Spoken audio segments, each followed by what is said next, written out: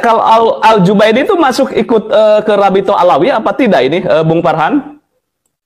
Oh tidak Pak, tidak Pak. Kita di luar Gabilah Ba'alwi. Kita Gabilah sendiri Pak. Oh, Anda berarti Gabilah sendiri di luar dari Ba'alwi ya? Iya Pak. Nah, itu mungkin keluarga Mas Farhan nanti yang menelisik ya. Tapi kalau secara genetik itu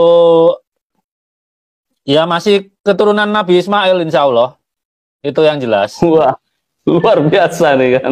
Subhanallah. Anda sendiri masuk ke dalam organisasi Rabitoh Alawiyah atau tidak?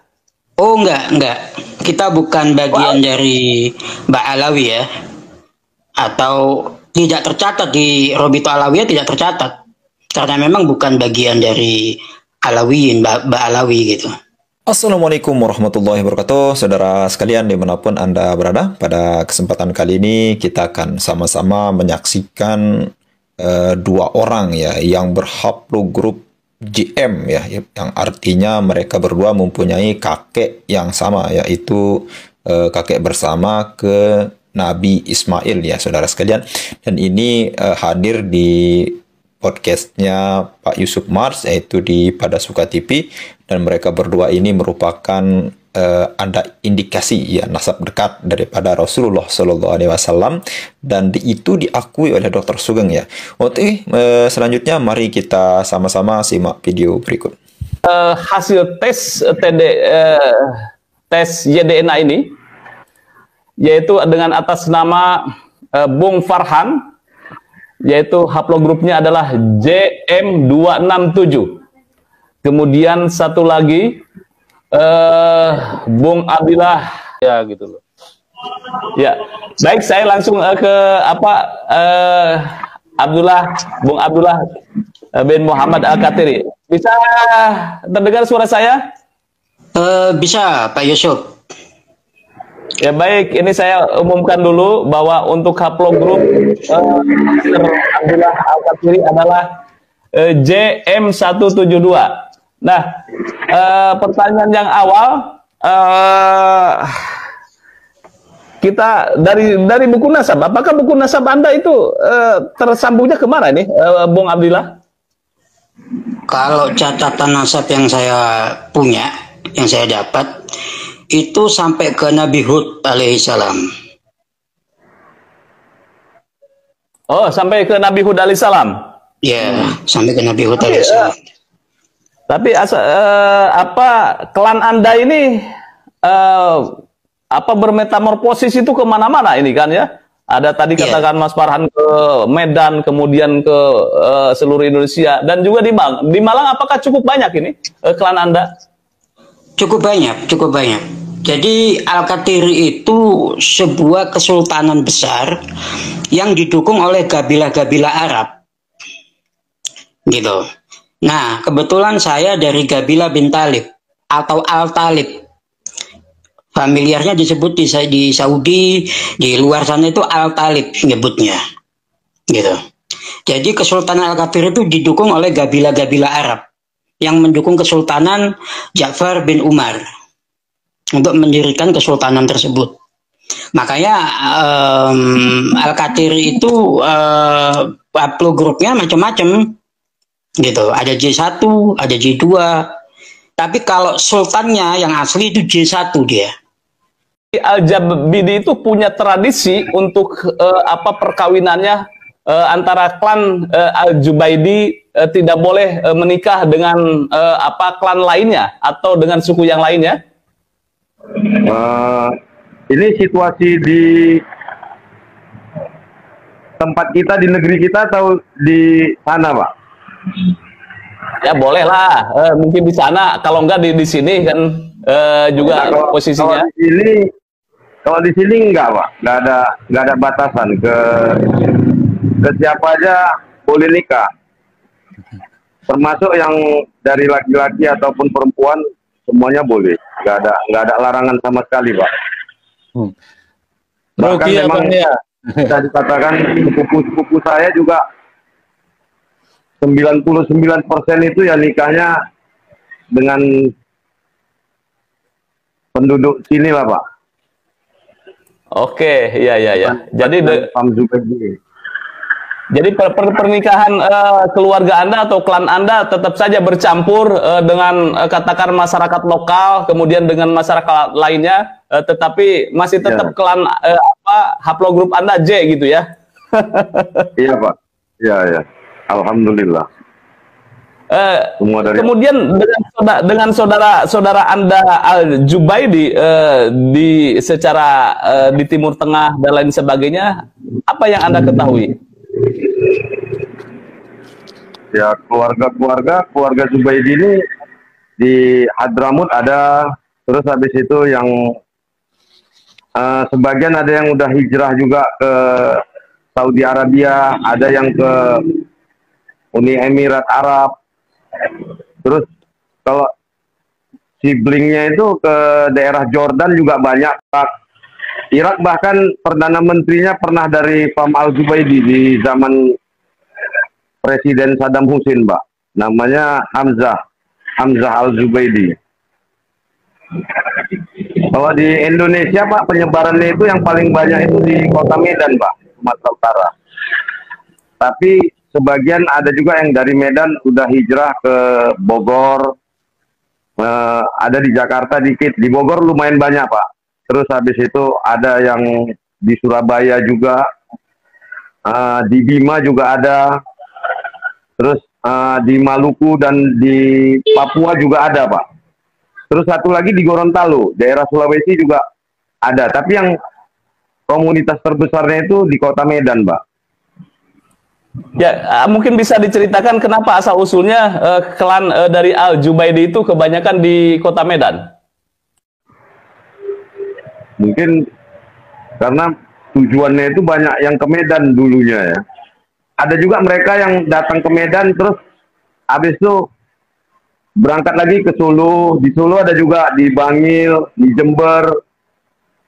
Tapi yang paling terbanyak memang tetap di Kota Medan, Pak. Sampai saat ini di Kota Medan yang paling banyak. Ya, leluhur Anda kalau boleh tahu itu ketika zaman dinasti siapa itu? Kesultanan di Medan kan ada Kesultanan Sulu di situ ya, kalau tidak salah. Atau ada kerajaan Maimun. Delhi, Pak. Ya, Kesultanan Delhi, Pak. Kesultanan Delhi, waktu di zaman Kesultanan Delhi itu udah pada masuk semuanya. Keluarga-keluarga Zubaidi, termasuk juga dari fam-fam lain, ada dari Al-Qatiri bin Abdul Aziz, Al-Amri,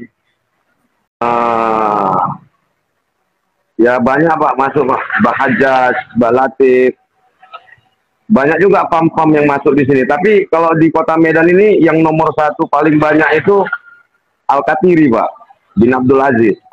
Salah satu cabang dari Al-Qatiri juga, itu yang paling banyak, nomor satu. Terus disusul dengan pam saya, Pak, pam Al-Zubaidi. Al-Zubaidi ya. Itu nomor dua ya, paling banyak, iya Pak. Ya, baik. Saya langsung ke Bung Abdillah bin Muhammad Al-Qatiri. Ya, assalamualaikum Bung. Assalamualaikum. Ini apa suara Anda nih? Assalamualaikum. Apa sudah bisa tersambung? Baik, mungkin nanti kita sambung lagi dengan Bung Abdillah Al-Qatiri. Saya langsung ke Pak Sugeng. Pak Sugeng, ini kan Mas Farhan ini, Bung Farhan Al-Jubaidi ini, haplogrupnya seperti yang saya tadi katakan bahwa adalah JM267. Dan ini sekedar informasi juga Pak Sugeng, ketika family tree belum saya dapat, Bung Farhan kemudian mengkontak saya bahwa dirinya sudah mendapatkan bocoran katanya hasil tes DNA. Ternyata itu masuk klan dia itu, masuk ke saudara-saudara dia yang ada yang di Uni Emirat Arab. Ini luar biasa. Ternyata sudah tersambung ke sana. Terus kemudian kami tracking, kemudian baru kita dapat. Baik, ini untuk haplogrupnya Mas Farhan Al-Jubaidi ini bagaimana menurut analisa Pak Dr. Sugeng? Silakan Pak Dokter. Oh gini, itu kan baik Mas Farhan atau baru tes haplotype, belum haplogrup sebenarnya. Jadi mereka dites 37 SDR. Tapi kalau ada saudaranya yang lebih dulu tes, kemudian nggak ada selisihnya, jadi ketahuan haplogrupnya. Jadi Mas Farhan ini paling nggak di J10887. Itu ya kalau itu masih satu haplogrup dengan Bani Tamim, Bani Otaibi, Bani Mutairi yang suku-suku Arab tuh. Ya orang bilang kalau nggak salah kan Zubaidi itu Kahtani, saya nggak. Itu mungkin keluarga Mas Farhan nanti yang menelisik ya. Tapi kalau secara genetik itu ya masih keturunan Nabi Ismail insya Allah. Itu yang jelas. Wah, luar biasa nih kan. Subhanallah ini. Selamat dulu deh gitu ya ke Mas Farhan. Dari sisi haplogrup ini Anda seperti yang dikatakan oleh Dr. Sugeng. Silakan lanjut Pak Sugeng. Nah, cuma harus dipastikan ya Mas Farhan ya. Nanti Pak Yusuf harus apa ya? Kita kan masih kalau SDA itu prediction, tapi kalau saya lihat saudara-saudaranya kemungkinan Mas Farhan ini di mana ya tadi haplogrup apa ya lupa saya. Sepertinya di B12863 sepertinya. Tapi ya itulah yang paling pasti di 1088 maaf. Sebentar. J10887. Ini saya duga haplogrup atasnya itu adalah haplogrupnya Said Adnan. Dia punya 2 cabang. Yang cabang satunya itu JY6074 yang kemudian mengarah ke Bani Hasyim itu. Jadi splitnya di sini. Nikah dengan di luar Sayyid seperti itu. Nah, kemudian migrasi apa namanya haplogrup ini akan berubah. Ya ikut menantunya Nabi Ismail kalau seperti itu. Kalau Nabi Ismail punya putri ya, terus dinikahi oleh seseorang, misalnya di luar haplogrup J, misalnya haplogrup R lah kan disebut banyak. Ya cucunya Nabi Ismail ikut bapaknya R, tapi yang tetap cucunya Nabi Ismail itu. Jadi haplogrup itu hanya jalur laki-laki lurus namanya haplogrup YDNA, atau jalur nenek lurus itu haplogrup mtDNA.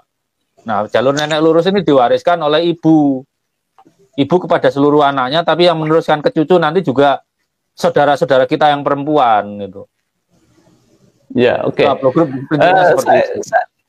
kalau dengan kasus sampel Mas Farhan, berarti dari jalur beliau ya, Mas Farhan itu ke atas itu jalur laki-laki semua itu, Pak Sugeng. Iya, sampai ke Nabi Ismail ya jalur laki-laki nggak pakai putus. Oh, luar biasa itu kan ya. Apakah Mas Farhan Anda meyakini itu? Insya Allah meyakini, karena Islam tetap sejalan dengan saintifik.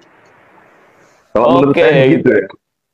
Iya, jadi sejalan dengan saintifik. Karena apa? Ada yang menyaksikan bahwa tes DNA ini tidak akurat. Akuratnya hanya sampai 5 sampai 6 generasi saja ini, Dr. Sugeng.